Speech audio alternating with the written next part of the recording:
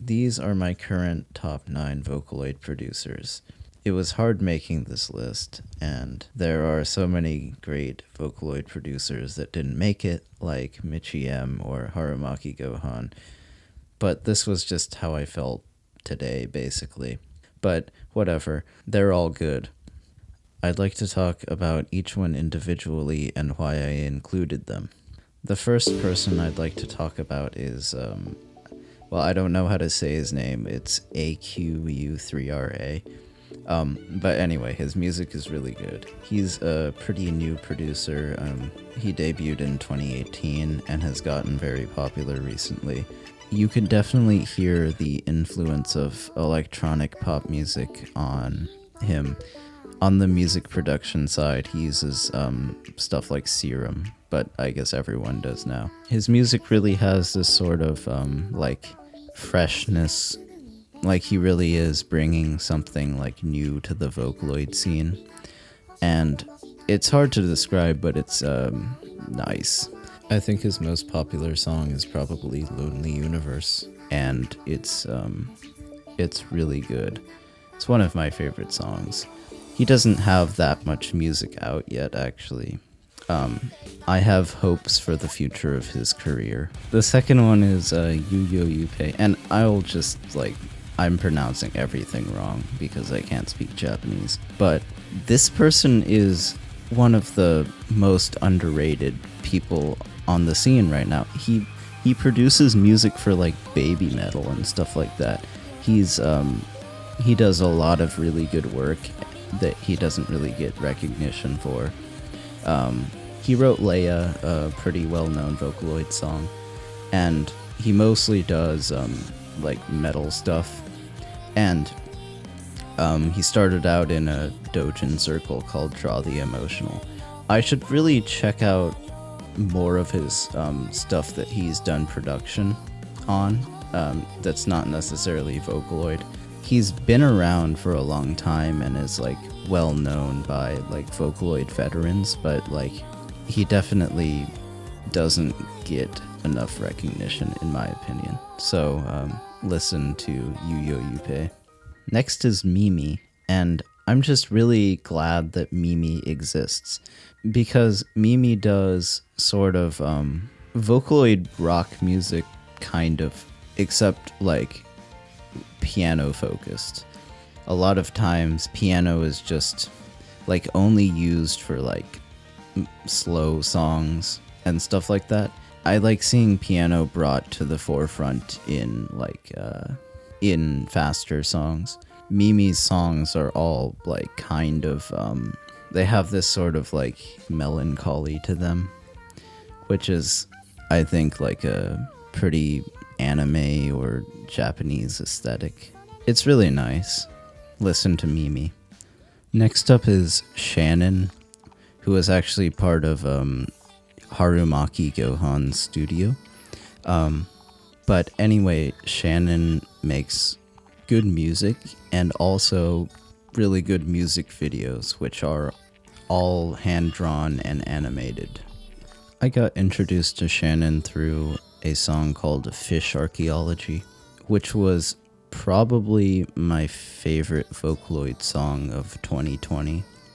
The animation was really unique. The song itself, the first time I heard it, there's this part where the synth bends down an octave, and I was impressed.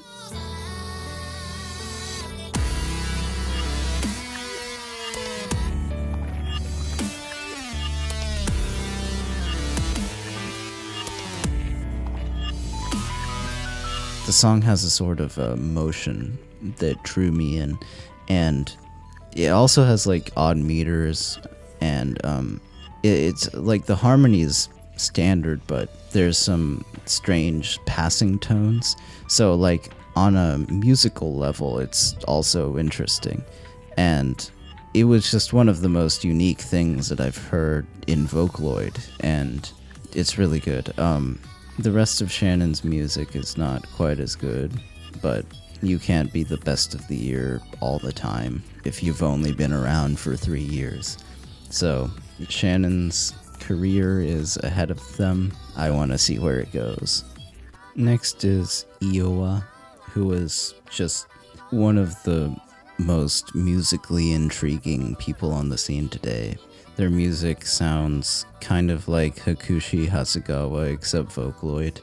I actually know that they know each other, so that's good. And just as someone who has studied jazz and stuff, Iyowa's music is just really, really interesting because it has all these like polyrhythms and odd meter stuff and microtones and all this stuff. It's really cool.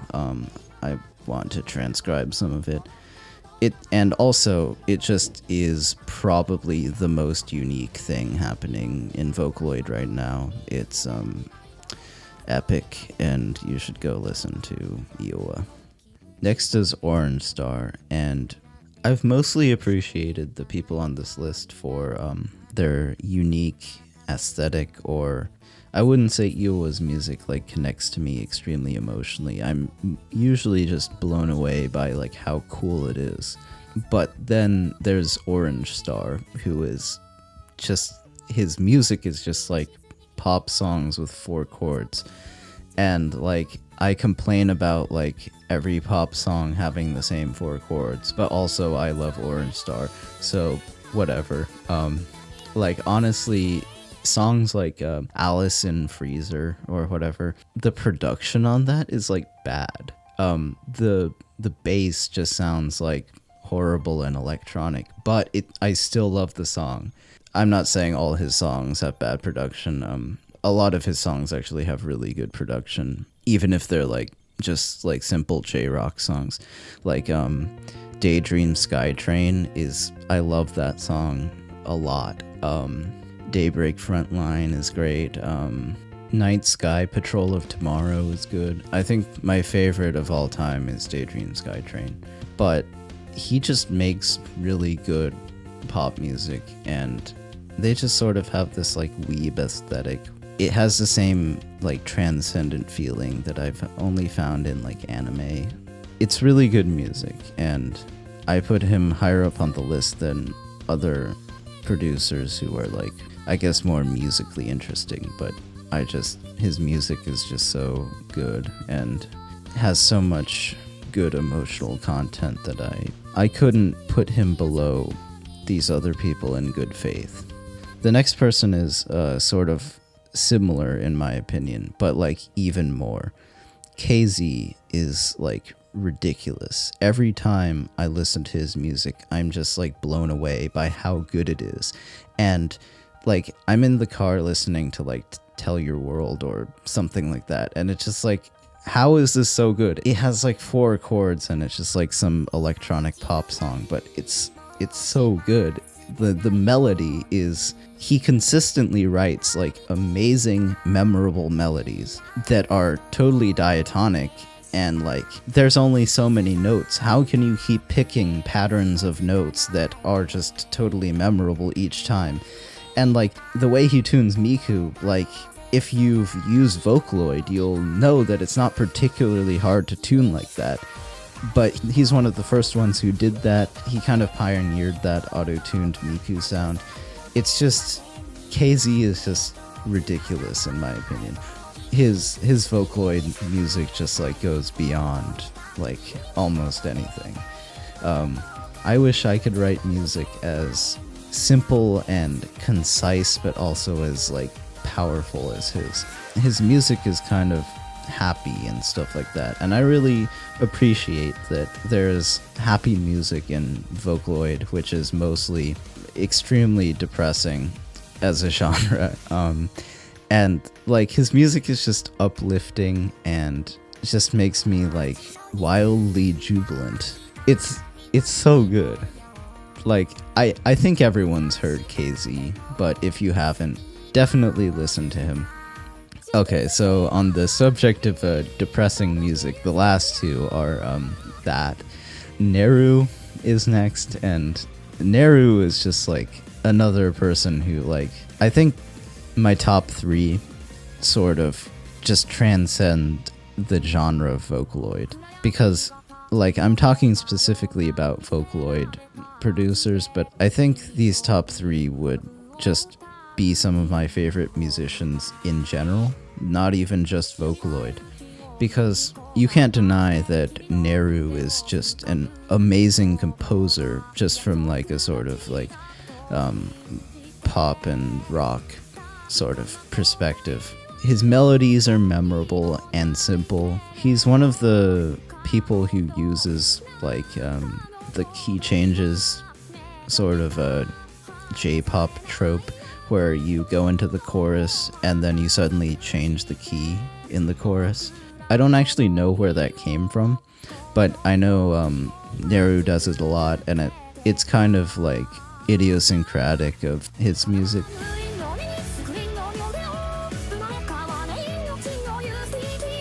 But like a lot of J-pop stuff does that too.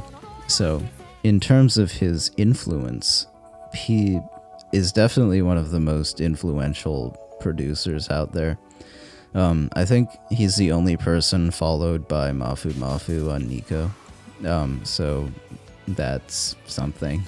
I know that he influenced Mafu too. People like Ubnum Master have made videos about him analyzing his music. He's made so many songs that are like iconic and just have stuck around the Vocaloid community so long. Like beyond Lost Ones Weeping, I think his best work is probably How to World Domination and stuff like that. Jailbreak is really good. Tokyo Teddy Bear, obviously. I also really enjoy how he has a wide... He sort of went through different phases of doing mostly like depressing rock, and then he went into... he went from nihilism into like post-irony, so I guess he's moving with the times.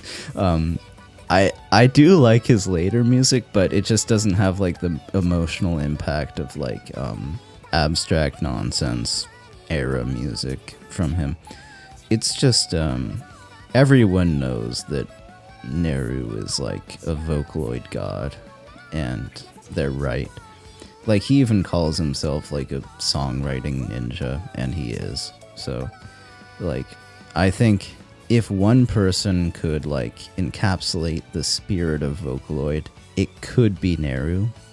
But I think there's one more person who does it better, and that is the next person we'll talk about, Wowaka. And Wowaka is just, besides Ryo, probably the most important person in Vocaloid history. Just so many of his songs are iconic and have like shaped the lives of different people.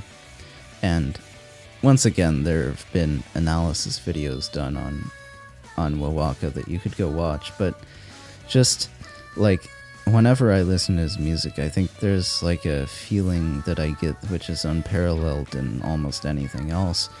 It's this feeling which I could only get from listening to Wowaka, and it's just his unique aesthetic, which like touched the hearts of so many people. I think his music is just like the perfect encapsulation of early Vocaloid, because it's sort of like a tragic and like desperate kind of frenetic energy, and it's really powerful. And stuff like Rolling Girl, obviously you could feel that, but I think his best work is Unknown Mother Goose, which I think is like one of the best songs ever of any genre. It's just composed so well. It's the last Vocaloid song he wrote before he died, and it has this quality to it. I practice the song, so I play along with it, and like almost every time I practice it, I am actually overwhelmed by the song. That song really encapsulates Wowaka, like his legacy, I guess. And it's like painful and like pretty glorious listening to it, because you could hear like his genius like just seeping through the entire song. its composition, its all the instrumentation, how it's tuned, and everything just builds up into this one feeling which is greater than any of the parts. And it's really an amazing song, and Wowaka is an amazing producer, and he is he is no longer rolling with us. But yeah, that is my top 9 Vocaloid producers list. Go listen to them if you haven't. As a little bonus, some people who almost made the list were Mitchie M, Harumaki Gohan, Honeyworks, which I really love, but not really for Vocaloid. I like when Honeyworks has like real singers. For some reason, it just fits their music better. Ryosuke Izumo, a lesser known producer. Muship, another producer that should get more attention. And Kikuo. But there will be more Vocaloid content from this channel, so subscribe. We're going to do a podcast where we might talk about things like underrated Vocaloid producers that you should check out and other stuff.